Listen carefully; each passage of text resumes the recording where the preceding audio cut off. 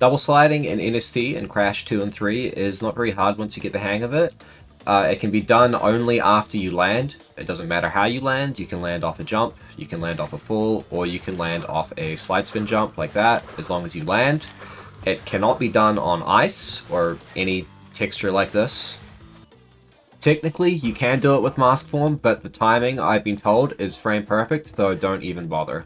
Similarly, you can't double slide if you're holding the running shoes button, so you need to let go of that if you want to do your double slide.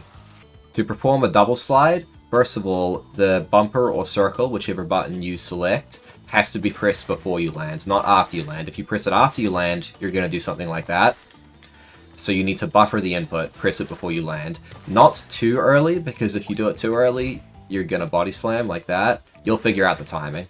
The first method of performing a double slide, which I personally don't recommend, is by timing your inputs. After you do the first slide, there is a short window of time where you can do a second slide. Like so. It doesn't matter what buttons you press, you can press slide on the circle first and on the bumper second, vice versa, both twice, it doesn't matter.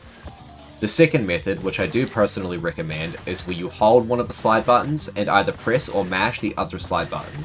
Whether you want to press it or mash it is up to your own preference.